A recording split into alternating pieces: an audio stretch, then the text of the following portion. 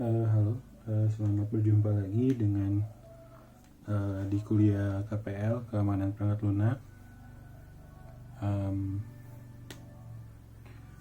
Di video ini saya akan membahas mengenai keamanan untuk metode.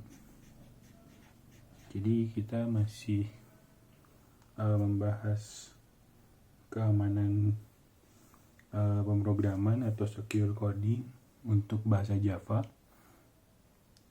dan kali ini akan membahas metode metode seperti yang seharusnya sudah diketahui. Metode ini adalah operasi atau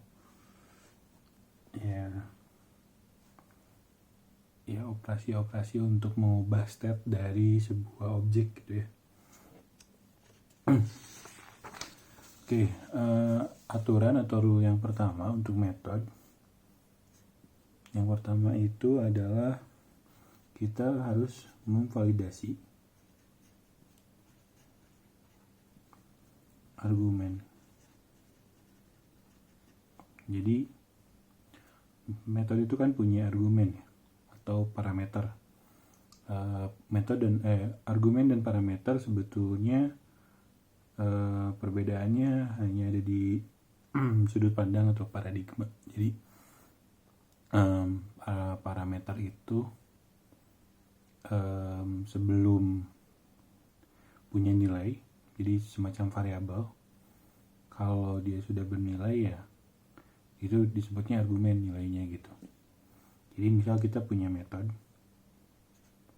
void add gitu, terus dia punya parameternya integer x gitu. Nah ini adalah argumen atau parameter tadi gitu. Nah kalau seperti ini ya kita harus periksa gitu, apakah misalnya kita balik lagi ke numerik. Kalau metode add itu apakah kalau ditambahkan dengan kalau ditambahkan dengan misalkan di sini kita punya variabel itu integer i gitu ya.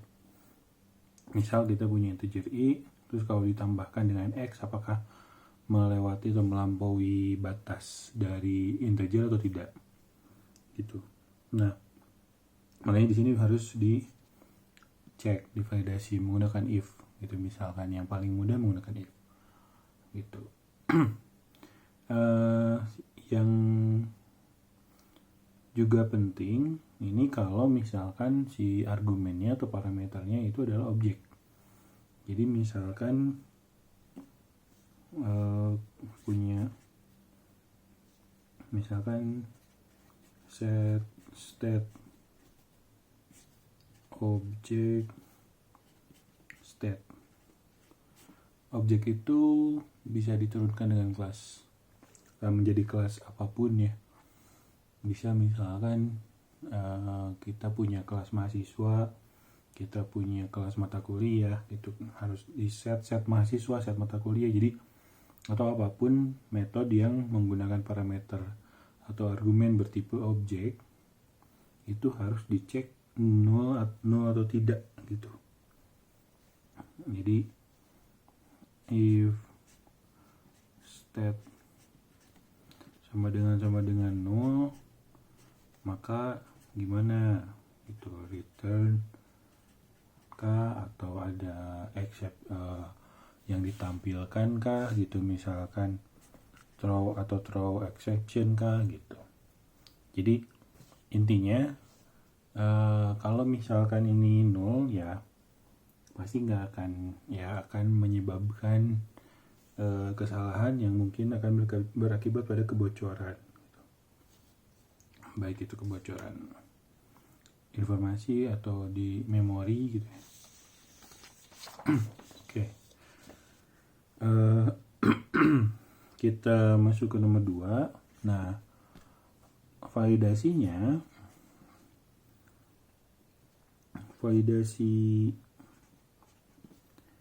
argumen tadi tidak boleh menggunakan assert. Jadi assert ini sudah, kalau tidak salah, sudah beberapa kali disinggung. Assert ini adalah kata kunci di Java untuk menguji statement gitu. Apakah statementnya bernilai true atau tidak. Jadi mirip dengan if, cuman bedanya assert ini sebetulnya untuk testing atau pengujian, bukan untuk bukan untuk pengkondisian gitu. Jadi kita nggak boleh menggunakan assert untuk ini. Jadi kalau assert itu kalau dia tidak memenuhi, dia akan berhenti gitu. Tapi ya walaupun bisa digunakan untuk validasi argumen, tapi jangan digunakan. Kenapa? Karena ketika kita pindah ke mode produksi, jadi kalau tidak salah pernah dijelaskan juga, kalau tahapan DevOps sekarang itu disebutnya development dan operation. Jadi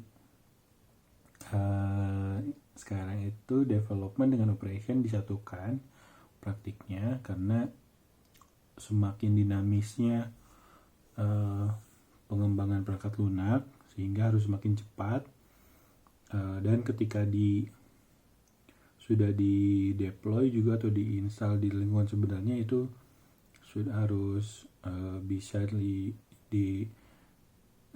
dipelihara dan atau di maintain dan dikembangkan lagi gitu. Makanya DevOps ini ya disatukan. Kalau dulu setelah development operasional tidak ada development lagi, kalau sekarang disatukan gitu dan terus menerus siklusnya. Nah, jadi di DevOps itu ada dua mode development dan mode production. Jadi kalau mode development itu ini di komputernya si developer, komputer semua developer itu mode development. Jadi biasanya ini database-nya beda, lognya berbeda, settingannya mungkin konfigurasinya beda gitu. Jadi nah, kalau production itu ini sudah di lingkungan sebenarnya. Nah, assert di mode production itu tidak digunakan atau di skip atau diabaikan gitu. Jadi kalau kita menggunakan assert, ada kemungkinan tidak berjalan validasinya itu. Jadi tidak boleh menggunakan assert, gunakan aja if atau case, atau ya menggunakan apapun selain assert gitu ya. Bisa juga menggunakan query atau apa kalau misalkan berhubungan dengan database gitu validasinya gitu. Oke. Sekarang nomor 3.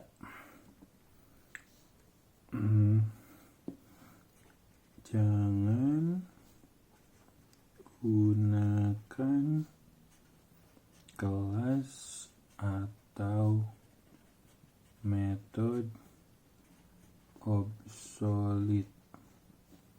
Oke, jadi obsolete ini artinya obsolete itu artinya tidak digunakan lagi, sudah usang gitu ya, sudah usang, tidak digunakan lagi. Tapi karena Java ini dipakai oleh banyak sekali orang, biasanya tahapannya tidak langsung dibuang gitu. Yang metode dan kelas yang sudah obsolete atau sudah usang ini tidak langsung dibuang. Jadi diperingatkan dulu kita tuh sebagai programmer. Misal nih sekarang Java 1.8.0 misal ya. Java itu punya kelas punya satu metode lah, misalkan metode add gitu ya, misal metode add ini punya satu parameter x gitu. Nah terus ini di 1.8.0. Nah terus 181 ternyata add dengan satu parameter ini bermasalah, kemudian ditambahlah x dan y misalkan gitu. Nah tapi si metode dengan satu parameter tidak langsung dihapus, tidak langsung dibuang, tapi deprecated namanya, dijadikan deprecated. Biasanya kalau di IDE itu dikasih garis tengah di strike through gitu, dicoret gitu seperti ini gitu. Nah ini tuh masih bisa dipakai sampai mungkin nanti 1.182, 183, mungkin sampai 1.9 atau sampai berapa nanti suatu saat, tergantung kebijakan dari yang membuatnya. Suatu saat dirasa sudah stabil mungkin ya, itu akan benar-benar dibuang. Nah makanya kita tidak boleh menggunakan kelas atau metode yang obsolete gitu. Jadi contohnya kalau di kelas karakter ada is Java letter. Ini buat ngecek apakah karakter atau huruf yang digunakan itu digunakan di Java gitu. Sebagai ini. Nah, ini udah obsolete, diganti namanya jadi is Java identifier start. Nah ini ada kemungkinan kalau yang ini cuma satu karakter, ini bisa ngecek string gitu. Dan banyak lagi kelas juga ada dulu itu, ada kelas vektor. Kelas vektor itu seperti kelas list. Jadi dia collection. Nah dulu vektor, sekarang terus jadi dia obsolete, udah boleh digunakan lagi. Sekarang kayaknya udah tidak digunakan. Oke. Kemudian nomor 4, metode yang menggunakan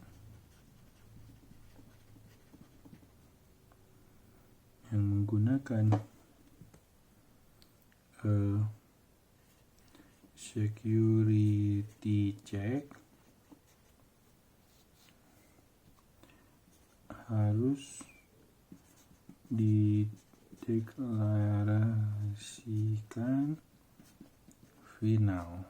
Jadi security check ini adalah sebuah metode yang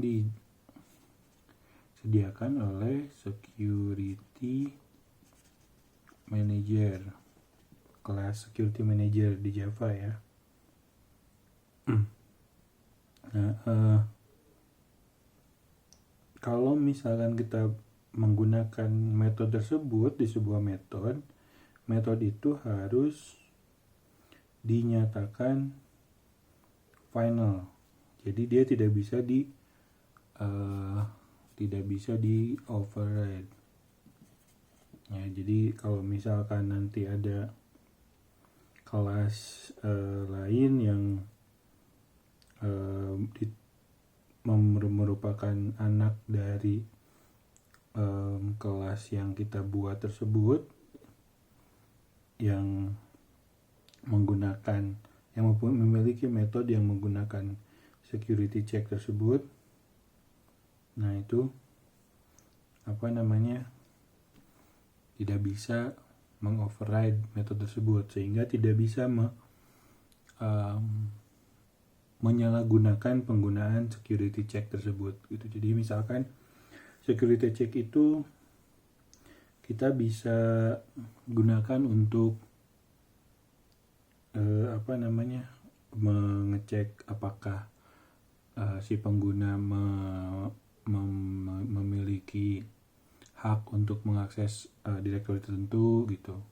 Di security check ini macam-macam ya, jadi bukan nama metodenya security check, tapi misalkan ada check read. Jadi metode check read ini untuk parameternya adalah alamat directory, misalkan c bla bla bla gitu ya, atau /usr/bin gitu, /usr/local/bin gitu, seperti itu. Nah itu kalau misalkan kalau misalkan disalahgunakan kan kita file si user tersebut bisa di otak-atik gitu. Oke. Nah, kemudian nomor 5, jangan meningkatkan aksesibilitas atau visibility atau accessibility dari metode yang di override. Nah, jadi ini misalkan kita punya di kelas super itu ada method protected, kita turunkan jadi public gitu. Nah ini jangan, kalau protected ya udah protected aja gitu karena ya itu kan protected dengan alasan tertentu gitu. Sebetulnya bisa jadi public tapi ya jangan gitu. Bahkan kalaupun jadi default juga jangan, karena mungkin tidak seluas public gitu, tapi ya protected aja udah gitu. Oke, kemudian nomor 6 adalah kita harus meyakinkan bahwa ini kalau nggak salah sudah pernah konstruktor tidak memanggil metode yang bisa di override. Kalau nggak salah sudah pernah dibahas juga. Jadi metode yang bisa di override itu metode public gitu ya, metode protected yang tidak final. Jadi kita boleh aja sih jadi kalau public, protected, default itu harus final. Kalau private nggak perlu, karena tidak bisa di override juga gitu ya.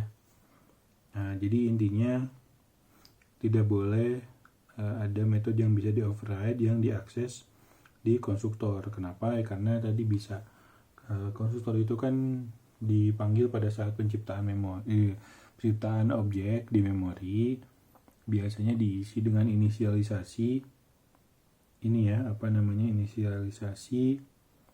nilai-nilai awal gitu. Nah itu kan riskan ya kalau misalkan bisa diubah-ubah gitu. Kalau dia bisa di override kan bisa diubah oleh kelas turunannya gitu. Oke, kemudian 7, jangan memanggil metode yang bisa di override di metode clone. Ini juga sama, clone itu juga sama, sifatnya dengan konstruktor, jadi sama lah ya, mirip gitu. Kalau nggak sama pun mirip konstruktor. Jadi si clone ini akan biasanya digunakan untuk menduplikasi sebuah objek. Jadi clone ini ada di kelas objek, biasanya digunakan untuk menduplikasi objek tersebut. Nah, karena yang diduplikasi itu kan biasanya hanya nilainya. Kalau misalnya sama, berarti intinya ke pengisian nilai. Jadi kalau misalkan ada yang bisa di override, ya nanti bisa dimanipulasi gitu nilainya. Gitu. Oke, kemudian nomor 8. Jangan mendeklarasikan sebuah kelas, sebuah metode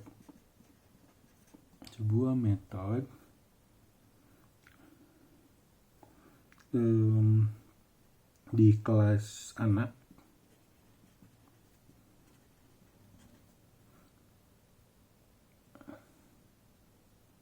yang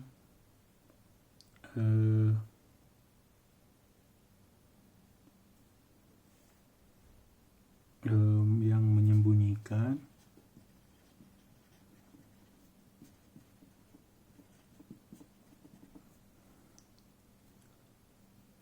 metode di induknya. Jadi atau juga bisa, ini induknya ini bisa kelas, bisa interface. Jadi yang disembunyikan ini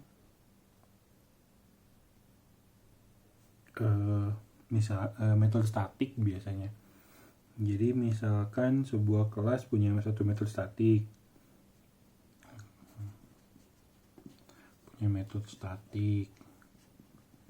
Nah, deklarasi maksudnya ini tuh maksudnya menyembunyikan tuh, jadi si deklarasi metodenya menyembunyikan metode induk gitu. Misalkan metode induknya itu punya kelas statik, punya metode namanya add, kan manggilnya gini ya, induk dot add. Nah, kalau kita punya anak punya metode add juga nggak boleh, apalagi kalau ini nggak statik gitu. Statik pun kalau statik agak beda sih ininya,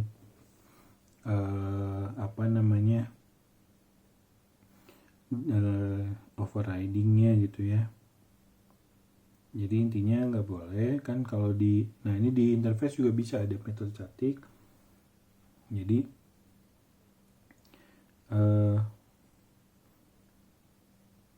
nggak boleh, walaupun statik juga nggak boleh ada metode add. Jadi udah aja add itu punyanya si induk, karena ini akan membingungkan. Kalau kita anak.add itu membingungkan gitu. Nah, kalau mau diturunkan seperti itu ya jangan statik gitu. Jadi kalau statik yang nggak boleh gitu. Oke. Seterusnya nomor 9.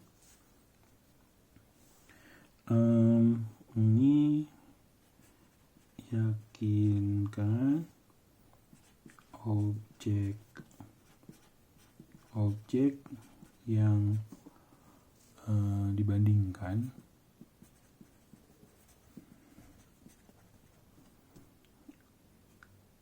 bisa dibandingkan.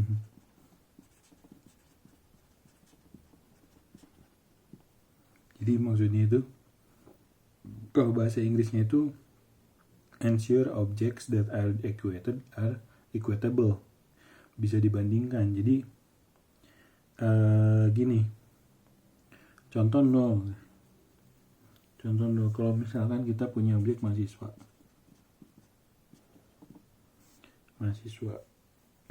kalau misalkan di kelas mahasiswa itu kan bisa override method equals.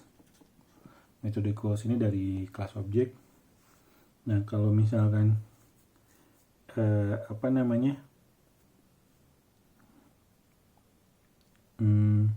di method equals itu parameternya, karena ini merupakan turunan dari objek, adalah objek gitu ya, objek O gitu. Equals itu parameternya objek O. Nah, kita harus ngecek dulu objek ini beneran objek mahasiswa atau bukan gitu. Ya, kalau misalkan dia objeknya mahasiswa, oke, dibandingkan gitu, misalkan NRP-nya gitu. Kalau misalkan ternyata kalau string boleh,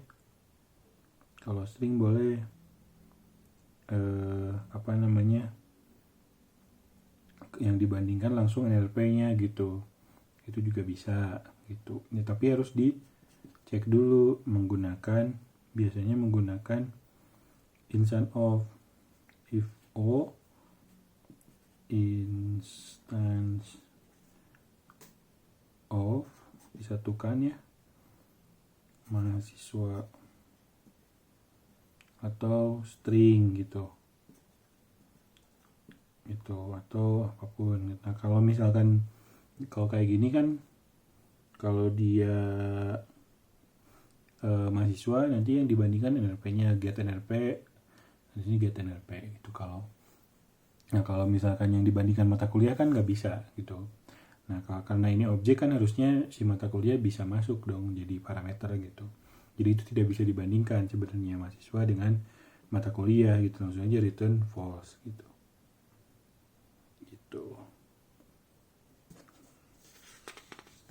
Oke. Kemudian nomor 10, nah ini masih nyambung, kelas yang mendefinisikan method equals harus juga mendefinisikan method hashcode. Jadi hashcode ini semacam serial number untuk membedakan gitu ya, kan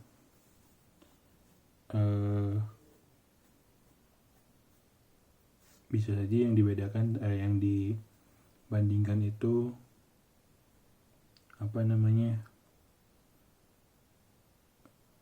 kelasnya sama atau kelas berbeda pun juga bisa. Tapi misal kelasnya namanya sama tapi ternyata itu berbeda, buat satu buatan si A, satu buatan si B gitu.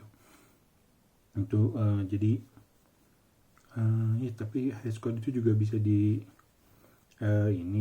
bisa diduplikasi juga sih, cuman jadi sih intinya sih untuk ya paling tidak kita ngecek apakah sumbernya sama gitu, sumber si equalsnya gitu, apakah sama atau tidak menggunakan hashcode ini gitu. Hashcode ini kita sendiri yang menentukan, itu integer gitu. Bisa kita buat sebuah random string, terus kita masukkan random integer yang masih di batas.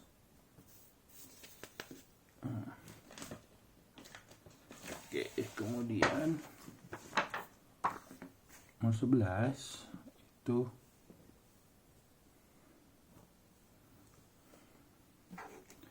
kita harus mengikuti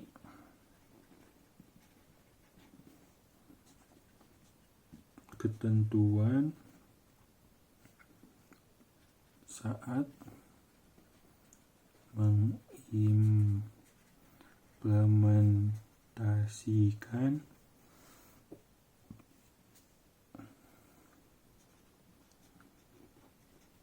metode compare to. Jadi selain equals, di Java itu juga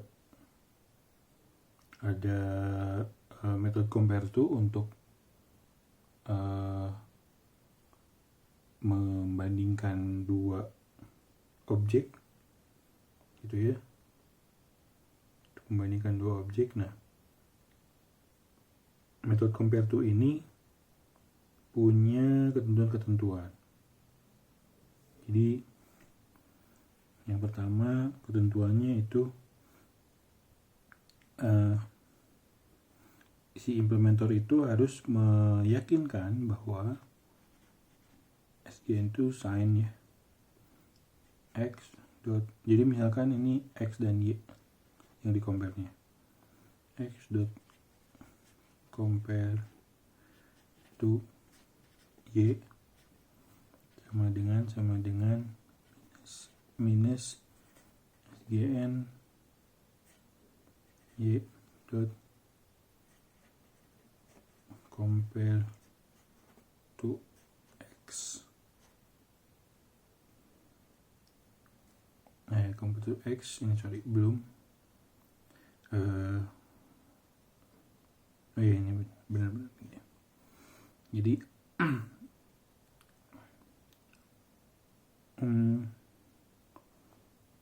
sin X, jadi maksudnya ini ada sign-nya ya, X compare to Y sama dengan, jadi kalau compare to itu ada 3, ada 1, 0, dan minus 1. Jadi X compare to Y itu nilainya misalkan 1, minus Y compare to X nilainya minus 1. Nah, harus gitu. Jadi kalau X compare to Y itu 1, Y compare to X itu 0, itu berarti salah. Kalau ini 0, ini harus 0, karena 0 di minus juga sama kan 0. Kalau ini minus 1, ini harus 1 gitu, dan seterusnya gitu ya. Nomor 2, harus juga meyakinkan ini X compare to Y lebih dari 0 jika X compare to Y lebih dari 0 and Y compare to Z, jadi ini ada 3 ya, lebih dari 0 kalau ada 3. Nah, ini mengimplikasikan bahwa X compare to Z itu juga harus lebih dari 0. Itu misalkan 1 berarti ya. Kalau misalkan X compare to Y nya 1, Y compare to Z itu 1, maka X compare to Z itu harus 1 juga. Itu compare to itu misalkan X, Y, Z nya itu huruf gitu ya, abjad. X itu A, atau ya X, Y, Z aja deh, X, Y, Z gitu kan, urutannya X dulu, kemudian Y, kemudian Z. Kita mau mengurutkan ascending gitu. Ascending itu ya kalau kita ubah X di kode ASCII berapa ya, kalau A aja deh, A6465 ya, 65, anggap aja 65 lah ya, A65 saya lupa, B66, C67 gitu. Nah, kalau misalkan di di compare to, misalkan ini semakin kecil semakin, kalau ini lebih kecil itu jadi 1, kalau lebih besar minus 1 gitu, kalau sama 0, misalnya seperti itu. Jadi kalau A lebih compare to A compare to B itu 1, B compare to C 1, berarti A compare to C juga 1, karena lebih kecil kan, karena cuma ada 3, bukan dikurangi ini, karena cuma ada 3, 1, 0, atau minus 1 di compare to itu. Ketentuannya seperti itu ya, walaupun compare to itu nge-return integer, bisa aja kita nge-return 2, 3, bla bla bla gitu, tapi yang harus di-return itu 3 ini, 1, 0, minus 1 gitu. Nah ya sebenarnya nggak harus sih, tapi ketentuannya 1, 0, minus 1 gitu. Terus nomor 3, X compare to Y sama dengan 0. Ini mengimplikasikan bahwa sin X compare to Z sama dengan Y compare to Z gitu. Jadi ya iya, kalau X sama dengan Y, kalau 0 itu sama dengan, jadi kalau X sama dengan Y ya harus konsisten. Kalau dibandingkan dengan Z juga harus sama. Kalau X compare to Z itu 1, kalau Y compare to Z juga 1 gitu. Jadi ada juga nomor 4, ini sebenarnya tidak wajib tapi disarankan, sangat disarankan. Jadi harus pastikan kalau X compare to Y itu 0, maka X equals Y juga harus sama dengan true. Jadi seperti tadi saya bilang, ada 3 di compare to itu 1, 0 dan minus 1, atau minus 1, 0 dan 1 lah kalau ascending ya. Jadi 0 itu untuk sama dengan. Nah, ini bisa diratik misalkan ini untuk kurang dari, ini lebih dari, atau tergantung ininya ya. Kan tadi kalau misalkan kita mengurutkan ascending, bisa saja ini jadi kurang dari, ini lebih dari gitu, dan seterusnya gitu. Oke, kemudian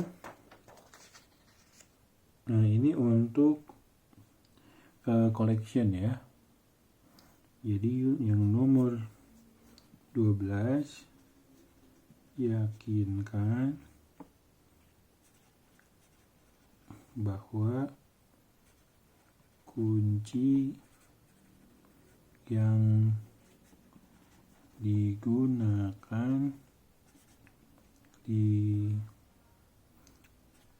metode comparison tadi ya, comparison kayak equals, compare to, hashcode itu harus immutable. Jadi immutable itu artinya kemarin tidak bisa diubah ya. Jadi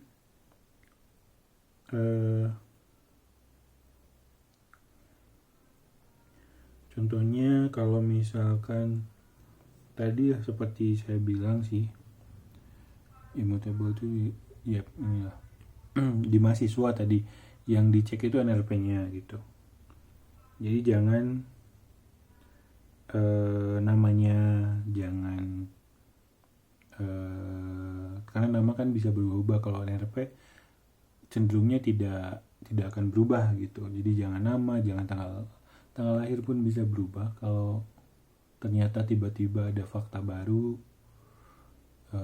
ternyata lahirnya, atau kalau misalkan dia di awal itu udah di akta kelahiran beda, di KTP beda, itu kan sangat bisa berubah tanggal lahir itu.